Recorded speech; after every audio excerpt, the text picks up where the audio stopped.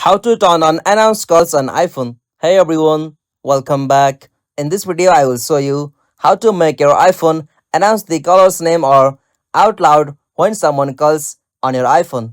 So let's get started. First, open the settings on your iPhone.